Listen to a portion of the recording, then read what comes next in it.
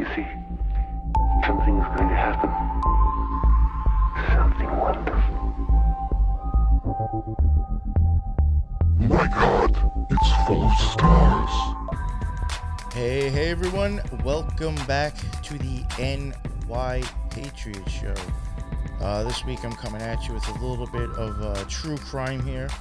And like normal, for me to cover true crime, it's normally because I also find it like weird, or there could be some occult aspects to it, or it's just something shady and doesn't seem right.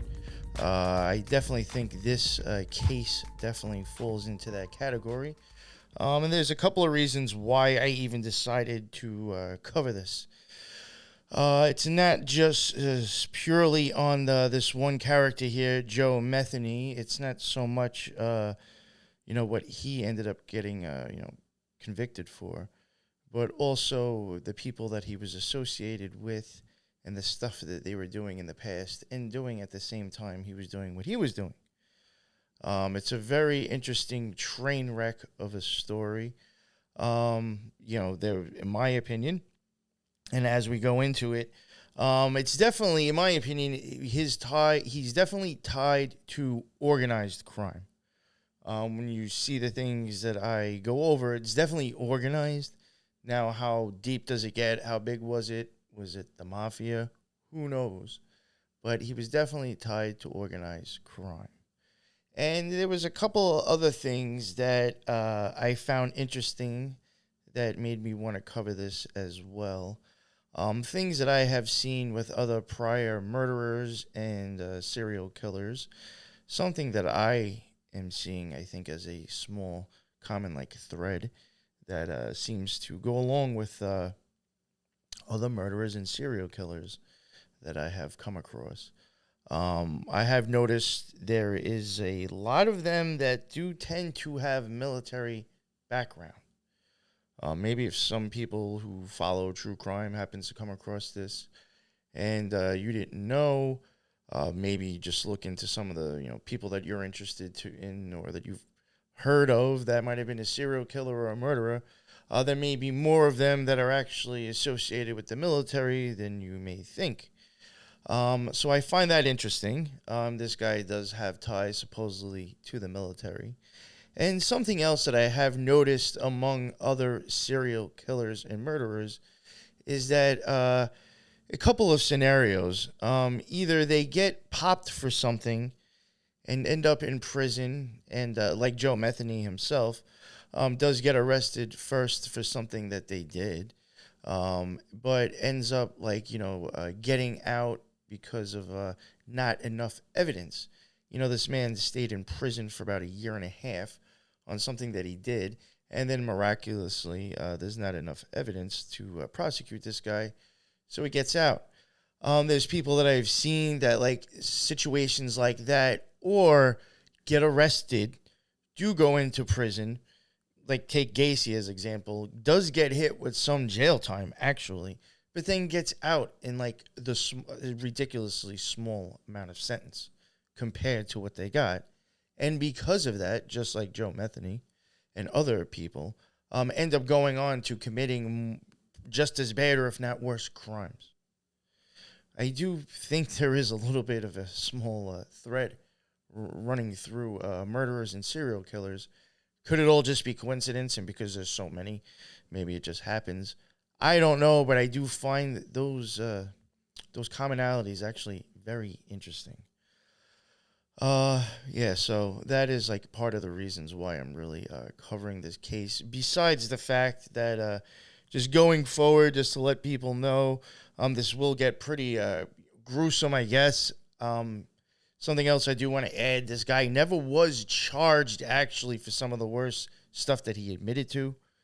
Now, I don't know if it was because they just weren't going to be bothered where they could already get the murder. Maybe eating people isn't as high as a crime or a charge. But this guy does admit to making hamburgers out of prostitutes. So that will come up, and if that's too much for you, you can turn it off. Now, just a disclaimer, I guess. Joe Metheny. Joseph Roy Metheny. I'm just going to do some basic information I'm going to be covering some like news articles that were like covering the cases. A lot of the stuff that will be going into his associates is basically from like, I think it was the Baltimore Sun or something like that.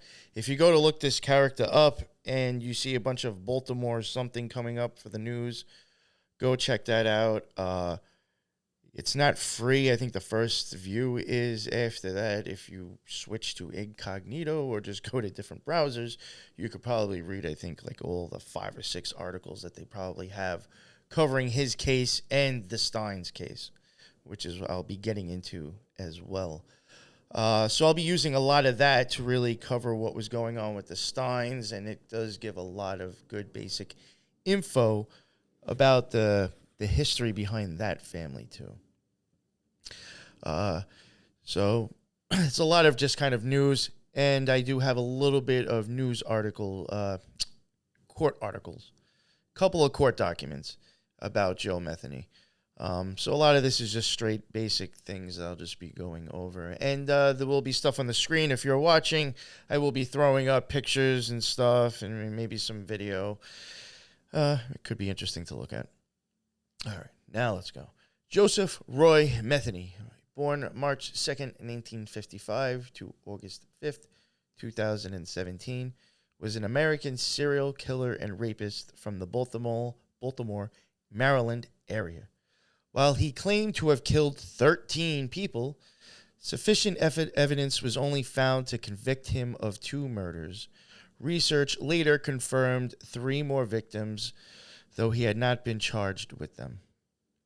And we'll be going into a bunch of things that he had claimed that he did.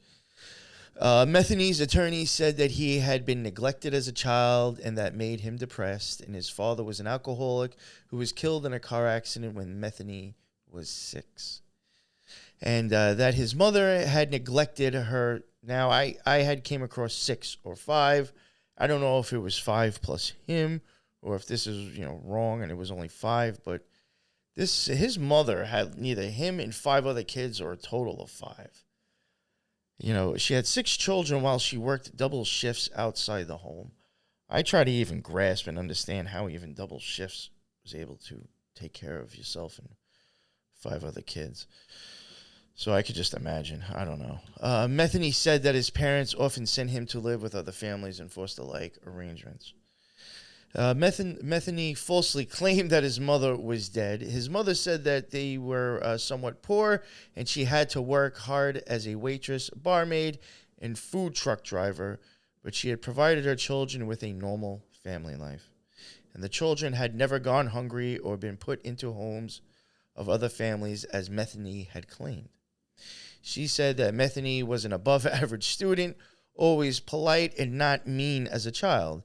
She said that he was smart and had a good childhood. If he was neglected, it was his own fault, and it was a pretty good home. So, who knows what's even going on. Metheny joined the United States Army when he turned 18 in 1973. His brother said he had served in Germany, although he claimed that he had served a tour in Vietnam and had become addicted to heroin when in an artillery unit there. That is another thing. Drug use is pretty prevalent with this guy, accordingly, claims. His mother said that she had no recollection of him serving in Vietnam, and the circumstances of his service were reported as unverified in press reports. American involvement in Vietnam had ended by that time. Metheny seldom contacted his mother after he joined the Army, she said. He just kept drifting further and further away. I think the worst thing that ever happened to him was drugs. It's a sad, sad story. Yes, a very sad and disturbing one. Joe Metheny, the killer who made his victims into burgers and sold them to unsuspecting customers. Yes, that is supposedly what happened. If you have never heard of this man before, I guess we're getting right into it now.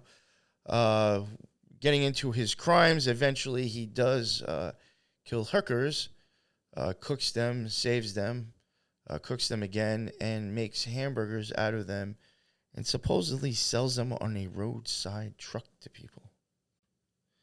It's like some Texas Chainsaw Massacre type shit right here.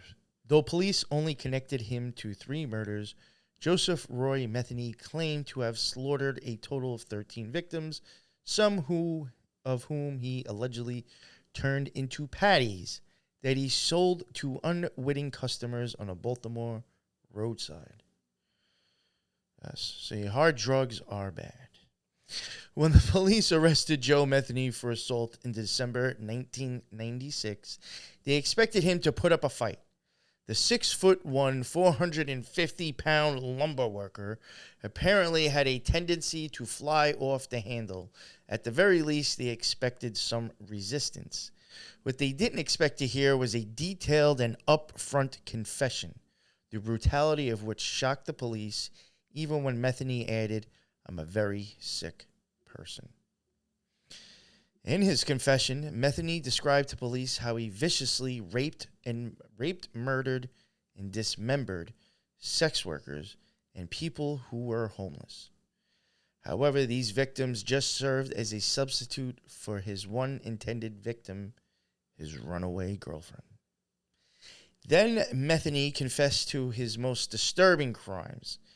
Not only did he himself eat some of the victims' flesh, but he served it to other unknowing people as well. Joe Metheny had always been rough. He endured a childhood of neglect with an absent alcoholic father and a mother forced to work extra shifts to support her 6 children. They lived in Essex, near Baltimore.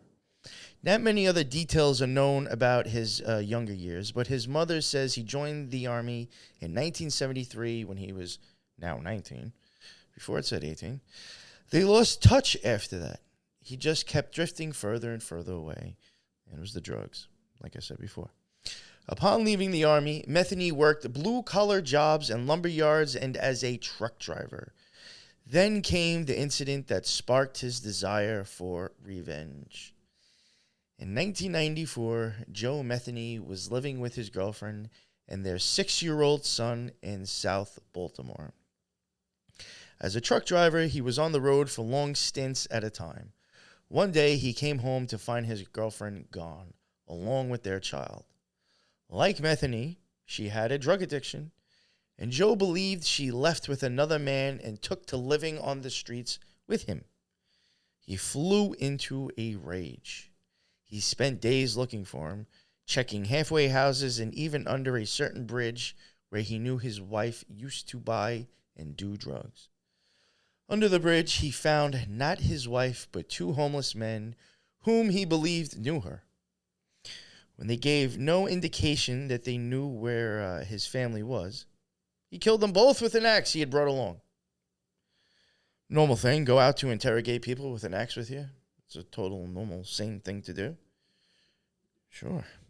Immediately afterward, Metheny allegedly noticed a fisherman nearby who could have seen what he had done.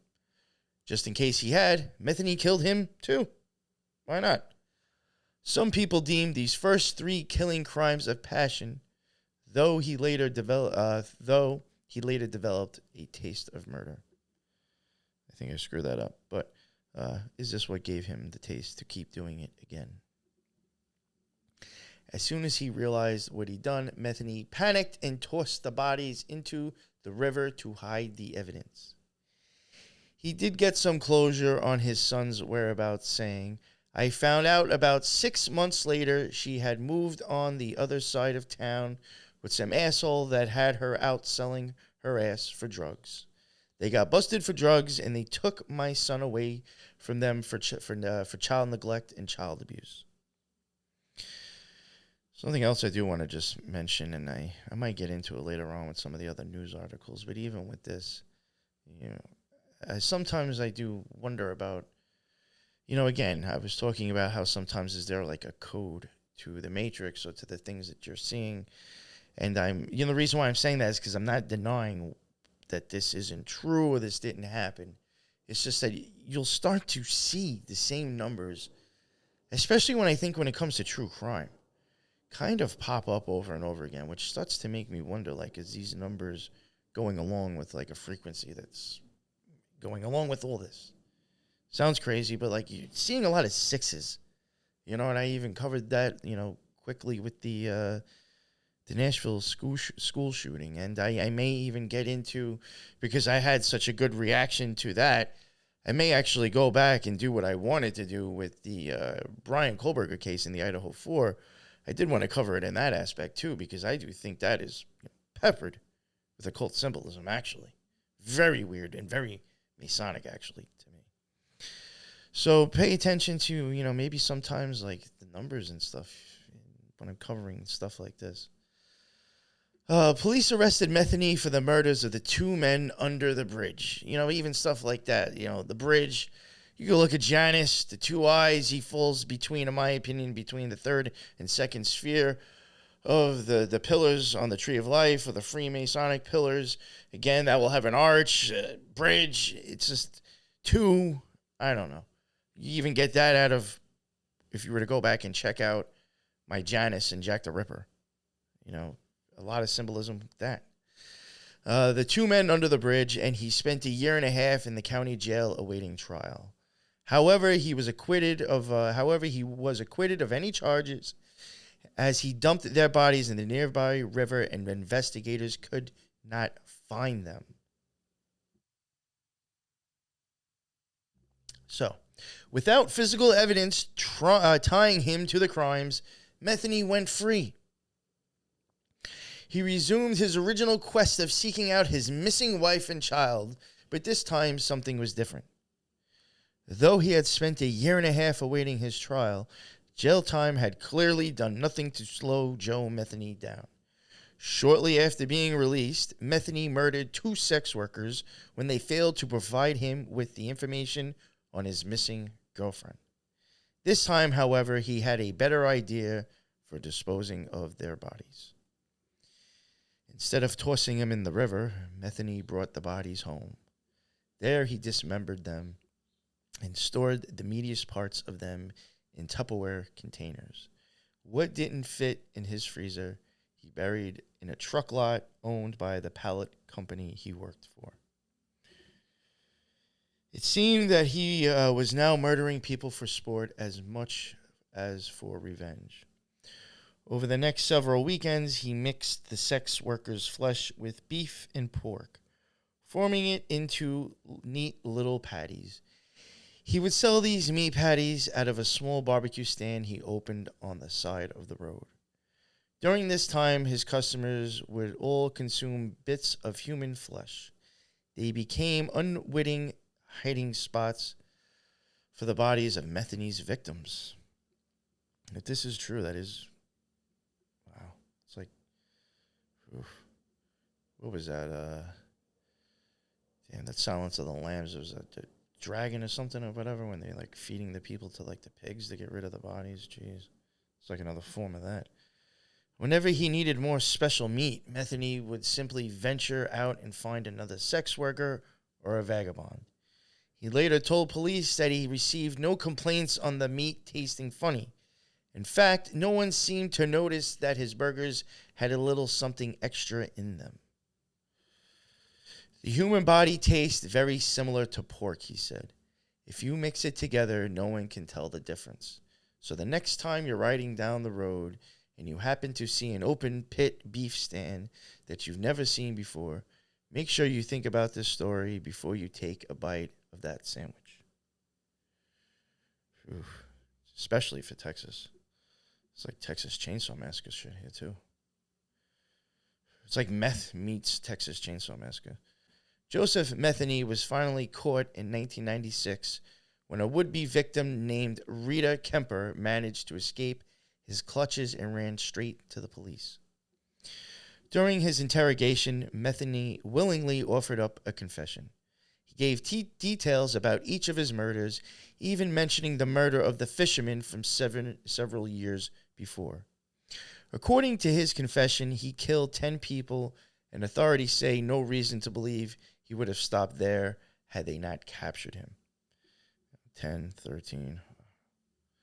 Eventually, a jury found him guilty and sentenced Metheny to death. However, a judge overturned this verdict in 2000, number 2 again, and changed it to 2 consecutive life sentences, number 2 again. The words "I'm sorry" will never come out. They would be a lie. I am more than willing to give up my life for what I have done, to have God judge me and send me to hell for eternity. I just enjoyed it. He said that at his trial, supposedly. The only thing I feel bad about in any of this is I didn't get to murder the two motherfuckers I was really after, he said. And that's my ex-old lady and the bastard she got hooked up with. Supposedly out of the mouth of Joe Metheny. It's funny, and even in his pictures, he looks like he's got meth mouth. Jeez. In 2017, guards found Metheny unresponsive in his cell at the Western Correctional Institution in Cumberland at about 3 p.m. Dead at 3. 3, the third sphere, the tree of life, death. They pronounced him dead shortly afterward, thus ending his horrifying saga. So he does eventually die in prison as well. This I'm going to pull up. They did, I think there was something that his team eventually was trying to appeal. Something they tried to do in court or to change something. It could even have been like what was involved with this case getting changed over or whatever. During this, some stuff is brought up about what was said in the prior case with convicting him. So I figured I would cover some of that as well. I did find that interesting, and I do kind of highlight some numbers. Appellant admitted to murdering and robbing Miss Magaziner after he was arrested as a suspect in the unrelated murder of Miss Kimberly Spicer. He agreed to plead guilty to the murder and robbery of Miss Magaziner, but prayed a jury for the sentencing phase. As a part of his guilty plea, appellant and the state agreed to and signed a statement of facts that was read into the record during the acceptance of the guilty plea proceeding and later disclosed to the jury during sentence consideration. The agreed facts pertinent to this appeal are as follows. On December 15th, 1996, at approximately 1:40 a.m., members of the Baltimore City Police Department and the Federal Bureau of Investigation Task Force arrest the defendant, Joe R. Metheny, in an unrelated matter in the 1717 block of Inverness Street in Baltimore City. A Baltimore City police officer transported him to the homicide unit of the Baltimore City Police Department. During the course of the unrelated investigation, the defendant gave several statements to detectives of the Baltimore City Police Department Homicide Division. A few of those statements would indicate that the defendant met the victim, Catherine Magaziner, one night in July 1994, and he took her to his trailer located at Joe Stein and Son Pallet Company. While in his trailer, he had sex with the lady while she was partially clothed. She had been in his trailer approximately 1 hour when the defendant strangled her and robbed her of her purse and clothing. Then the defendant buried her in a shallow grave and buried her purse and clothing in a separate location. Joe Stein and Son Pallet Company is located at 3200 James Street, which is in the southwest corner of Baltimore City. The company is situated on a lot which is adjacent to a wooded area.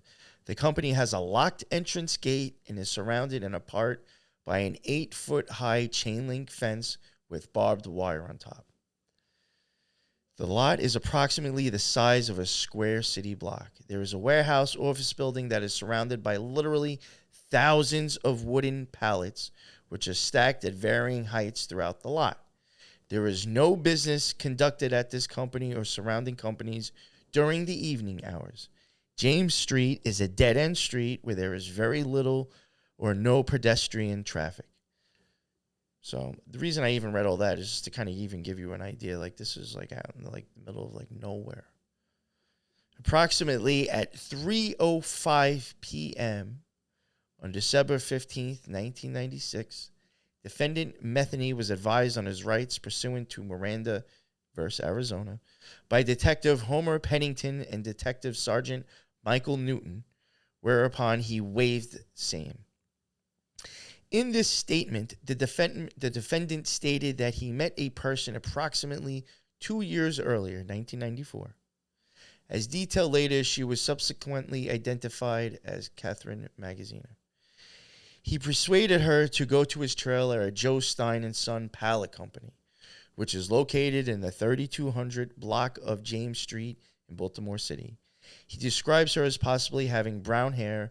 Her build was a little thin, and she was a little tall in stature. The defendant stated he strangled her and buried her body. He drew a diagram indicating the location where he buried the body. The defendant stated he buried her in a shallow grave. On December 17th, 1996, at 3:05 p.m., the defendant was advised of his Miranda rights and waived the same. The defendant gave an audio tape statement where he acknowledged that Detective Pennington escorted the defendant to the 3200 block of James Street for the purpose of pointing out where he had buried the female victim. The defendant reiterated that he had strangled and buried the victim.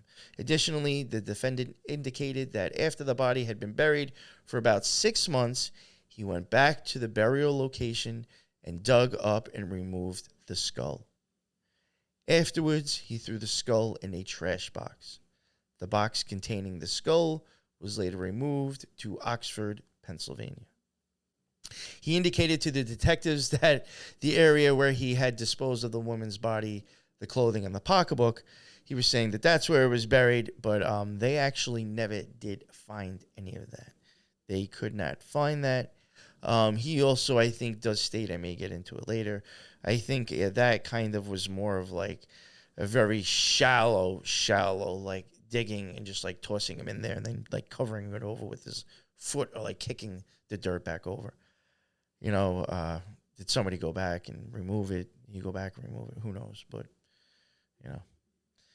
On December 18th, 1996, the defendant provided an audio-taped statement at approximately 3:50 p.m.,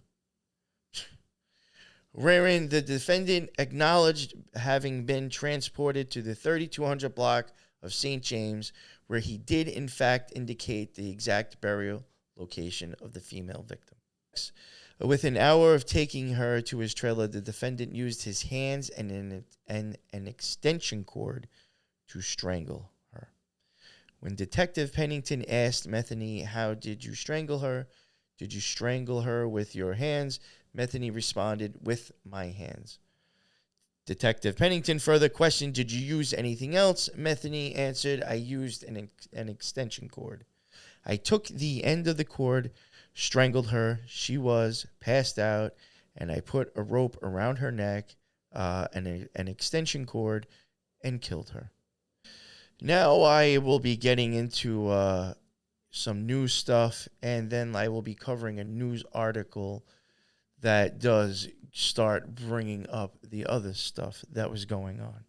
Now, besides this whole crazy, wild, shit show with this guy killing people, if what he's admitting to was true, eating them and then serving them, all that crazy stuff. Now you're going to find out that the Steins were into some wild stuff, and then makes you wonder, does this have anything to do with how he was acquitted from the last one? Who knows? Maybe sometimes it's who you know or what you're a part of. The Baltimore Sun. Methany, who the FBI says fits the definition of a serial killer, has been charged with killing 3 women. Kimberly Spicer, 26, whose body was found Sunday under a box trailer in southwest Baltimore. Tony Lynn in Gracia, if I might be pronouncing that wrong, 28, whose body was found nearly 3 years ago, also dumped along Interstate 95 near Canton Avenue, and an unidentified woman whose headless remains were dug up Wednesday 40 feet from the trailer. This is another thing that I might mention later on too with some of the numbers. And I even mentioned this, I think, kind of with the Nashville thing. When I get into male raw energy, that can be pushed to an extreme, very dangerous, and I think will cause the death in occultism, with an occult sense. It's a lot deeper, but I'm just trying to sum it up very easily. A lot of the even numbers do show the male energy. The 8 is the prince, 4 would be the king, then a higher arc would be of 4 of Chesed on the tree of life would be then Chokmah, which is the top of the right pillar. Basically almost raw male energy. That is 2. That is kind of, the other side of Janus, kind of in a sense. So, you have 2,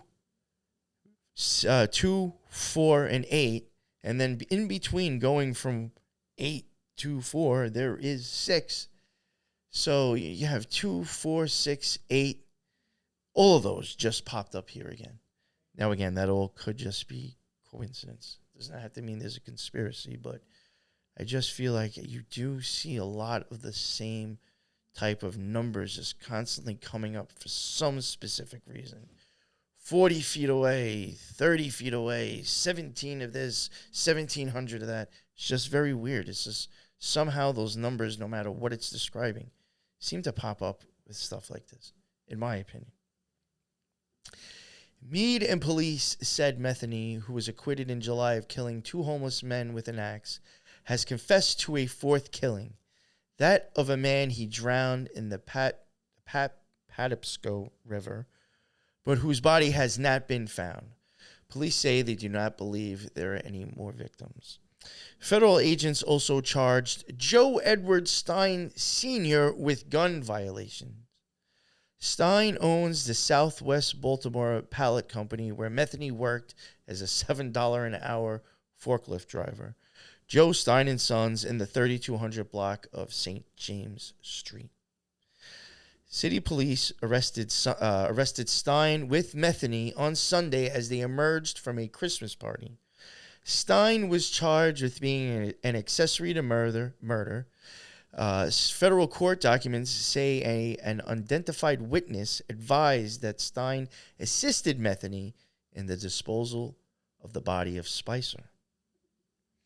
Stein was released on bail, but FBI agents arrested him again Thursday when he was indicted by a federal grand jury on account of being a felon in possession of a handgun. Agents searched his Baltimore County home in the 1600 block of East Deep Run Road on Thursday and said they found a 25 caliber semi-automatic pistol on his bedside nightstand. Stein was convicted of arson in 1985 and theft in 1988. Metheny lived in a trailer on the company's property. And this Spicer's body was found under a trailer 10 feet from where Metheny lived. It's basically on the same property. And the remains found Wednesday were dug from a shallow grave 40 feet away, just off the company grounds. Stein's son, Joe Stein III, said yesterday that his father had nothing to do with the killings. And Meade said Metheny admittedly denies that Joe Stein had any knowledge or participated in anything. In conversation with Metheny on Wednesday, Meade said they stayed away from specifics of the murders and instead concentrated on Metheny's background. He was born in Baltimore County, but lived in West Virginia from age 2 to 6. Later, he was shuffled among foster homes in the Baltimore area. He completed eighth grade, but earned his high school equivalency and studied physics for 1.5 years while in the Army, where he was a field artillery soldier from 1973 to 1975. He was honorably discharged. After that, he worked at various jobs, including a Sparrows Point shipyards, and he worked for a liquor store. Police found the skeletal remains of Magaziner, missing part of the skull, more than 2 years. 2 years after Methany said that he killed her. She was identified through dental records. In opening statements yesterday, Assistant State Attorney Emmanuel Brown said Methany killed Magaziner for a sense of power and because he said he got a rush out of it. Metheny, who led police to Magaziner's shallow grave near his trailer on the grounds of Joe Stein and Son Pallet Company in the 3200 block of St. James, has confessed to several murders but has been convicted of the 2 killings. In 1996, he was acquitted of murdering 2 homeless men, Randy Piker and Randall Brewer. Both were 33. He was also acquitted of attempting to murder Kemper, which, if I remember correctly, isn't there another serial killer with the name Kemper too? So that I find, just interesting to throw in that 33 as well, and some of the things that supposedly came out of his mouth that was brought up in court. So. Now going into some news articles that really, start to drag in the Steins.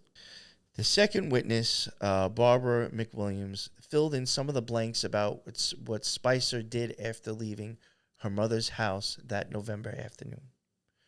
According to her testimony, McWilliams was sitting with a friend in Uncle Walt's bar in the 2300 block of Washington Boulevard.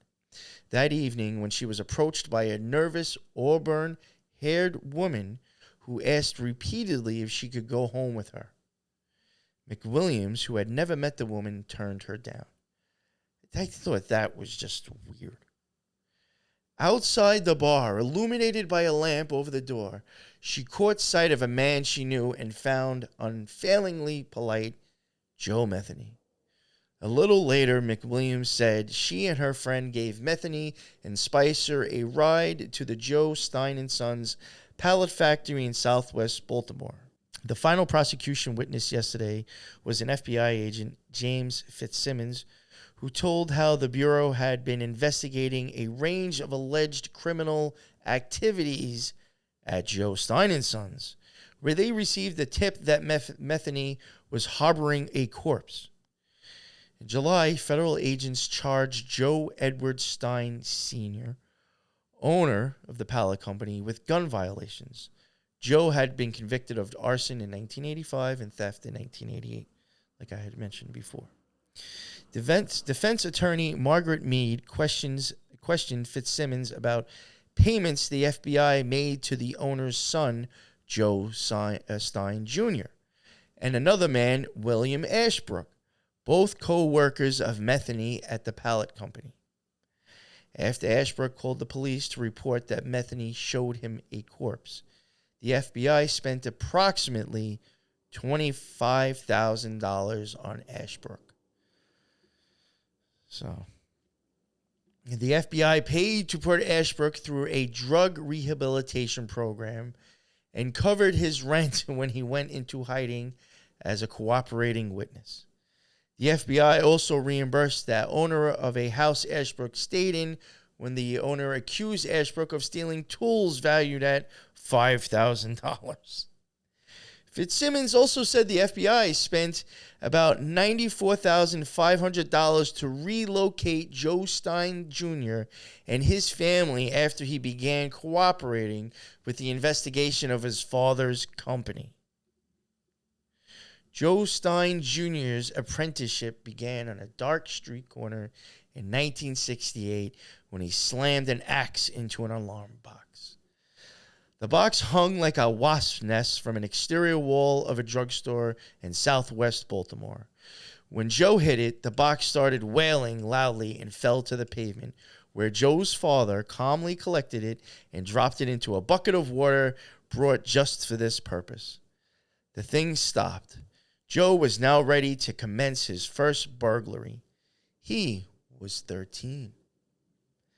Dysfunction doesn't accommodate the notion of a father who introduces a child into the vocation of breaking and entering. Deviancy doesn't do justice to a man who pushes drugs on his teenage son to assure his pliability. Yeah, that's another thing. He pushed like drugs onto his kid, supposedly. Joseph Sr., known as Jack or Reds, is doing a 10-year stretch at a federal prison in Pennsylvania. Arson was the crime federal authorities pinned on Jack in 1998.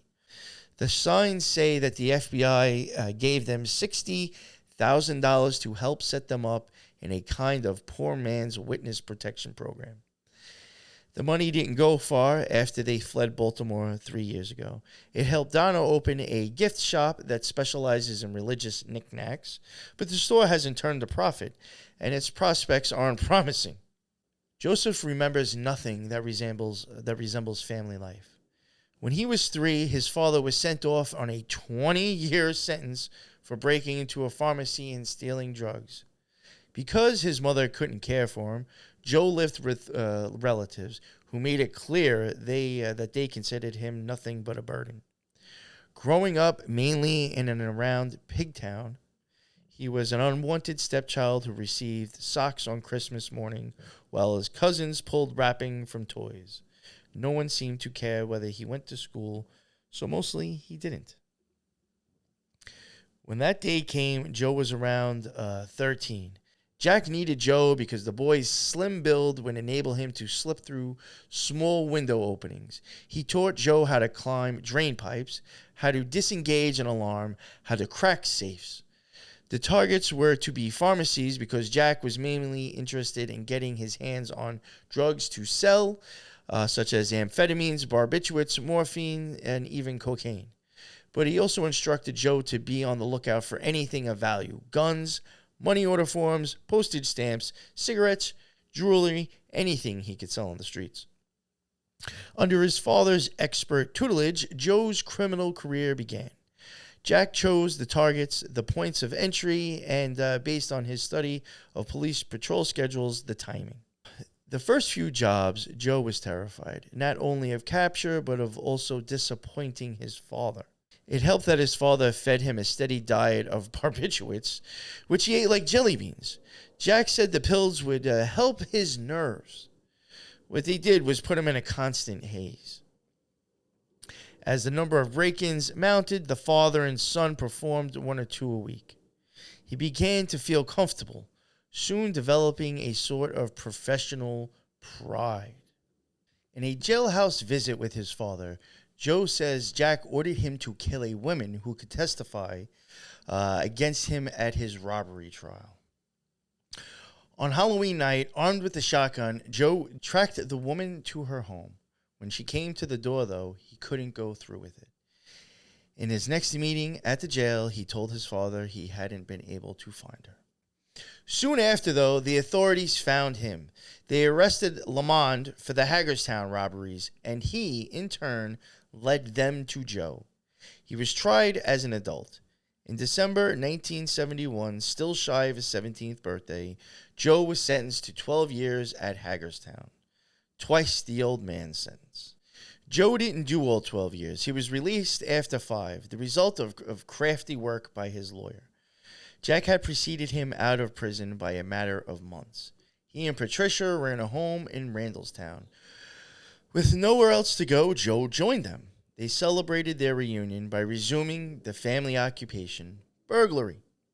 His crimes and arrests continued into the mid-1980s, although somehow Joe managed to avoid serious time, unlike his father. Joe underwent addiction treatment. He enrolled in a vocational program and learned welding. He joined Donna in a Pentecostal church in Curtis Bay and was saved. He stopped drinking and using drugs, and he stopped swearing. The most important thing he stopped doing was seeing Jack. Over the old man's angry objection, Joe and Donna moved out on their own and soon ended all contact with him. In the early 90s, though, Joe ran into a shortage of welding work. As it happened around the same time, he and Donna saw Jack and Patricia at a family funeral. The encounter led to a get-together, the purpose of which was to introduce Jack to the grandson he hadn't met. To Joe and Donna's shock, Jack seemed to have had experience as profound as a transformation as Joe's. He was not only an upstanding citizen, but a business owner as well. He ran Joe Stein and Sons, a company on Holland's Ferry Road that acquired wood pallets and repaired them for resale. What's more is he told Joe that if he were having trouble making ends meet, he'd be only happy to have him join the family business. Joe didn't mind starting at the bottom. He worked initially as a painter and a maintenance man, but later Jack had him working in a variety of capacities, including office work, as a foreman in the warehouse, and driving tractor trailers. Very quickly, though, Joe discovered that all was not pure at Stein and Sons.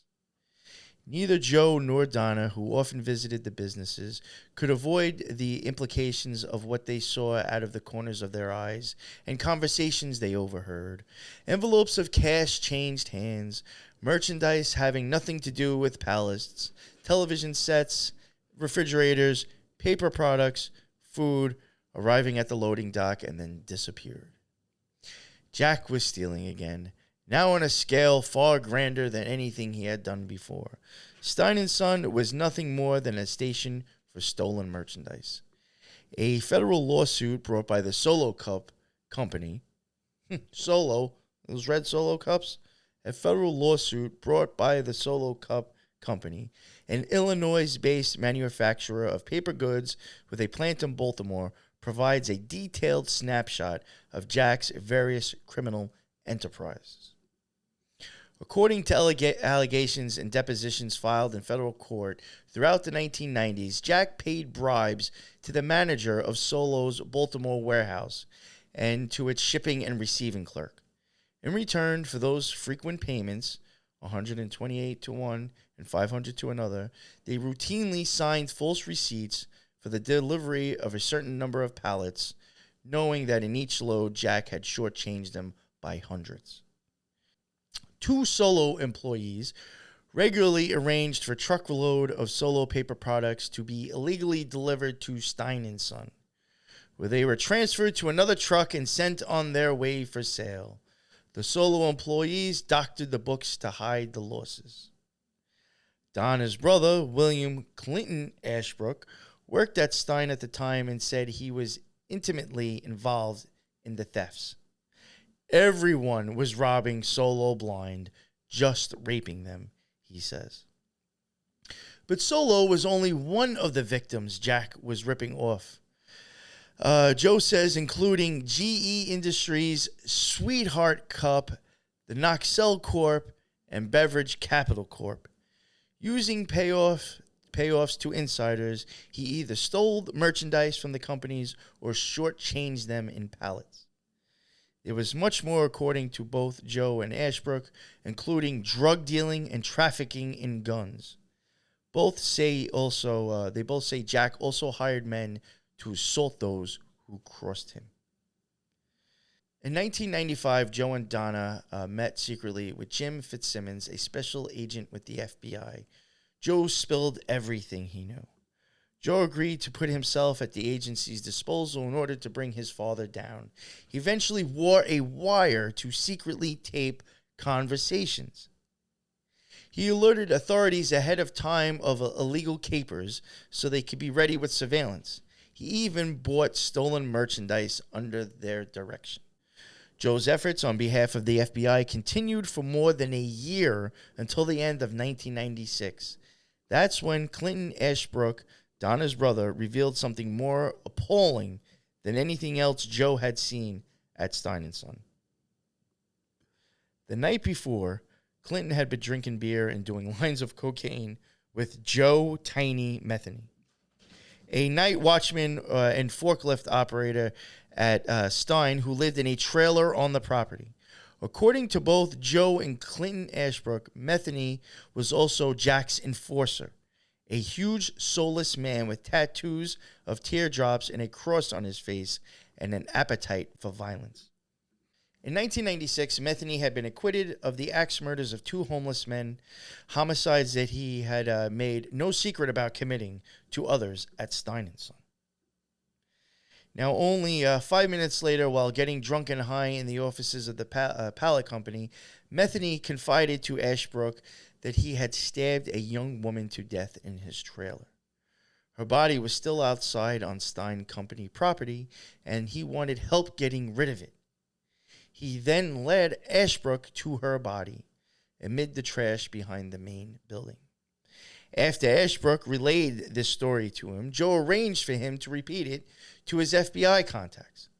Ashbrook agreed to wear a wire, enabling authorities to get Methany's admission to the murder on tape. The killing actually kind of presented an inconvenience to the investigators. It apparently had nothing to do with the central elements of the Steins investigation, but the discovery, as well as information in indicating Methany may have had additional victims, forced them to act. Joe had also given them information that Jack was using arson against perceived enemies. With clear evidence of violence, authorities had to move, even if they hadn't collected all they needed to prosecute the grand theft case. As Metheny and Jack emerged from a company Christmas party at Martin's East, authorities arrested them. They charged Metheny with the murder of 26-year-old Kimberly Spicer. Jack was charged with being an accessory after the fact for allegedly helping Metheny clean the trailer and get rid of clothing and other evidence of Spicer's murder. Joe's help led to other arrests and convictions as well. 2 men were sentenced for stealing merchandise from GE Industries. Another pleaded guilty to breaking and entering the home of Jack's sister-in-law to steal guns. 2 others, including Clinton Ashbrook, were convicted of arson. Methany's arrests helped expose Joe's involvement with law enforcement, putting him at a risk.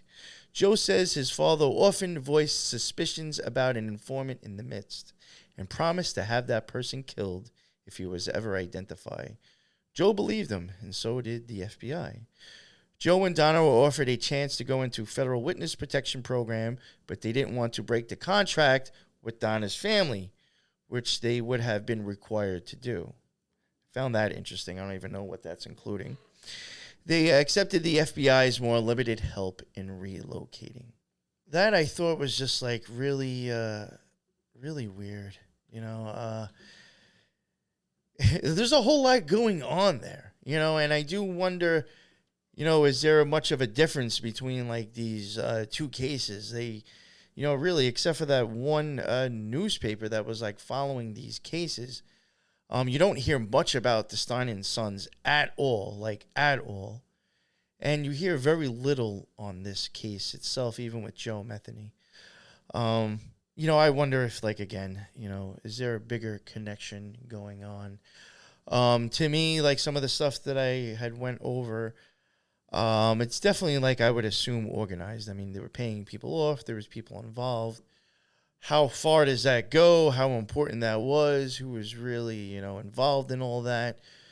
How high up does that go? Has it become like actual mafia or like, you know, gang or something, whatever. But, you know, organized crime going on. Somebody who may have even been an enforcer, some say. And then you got a guy who's killing hookers and possibly turning them into burgers and selling them and feeding them to people and eating them himself. Very, very weird. And then even, like I said before, going and looking at some of the numbers associated with this, I thought was very weird in itself. That turned out to be a little bit longer than a show. I mean, it was a solo show for myself, and it was an episode that I was going to drop as a regular episode, not an extra, because of this show, the Occult Rejects and the Spiritual Gangsters. I probably will do less on here, but actually probably a little bit more on the Occult Rejects than I normally would, or that was normally done.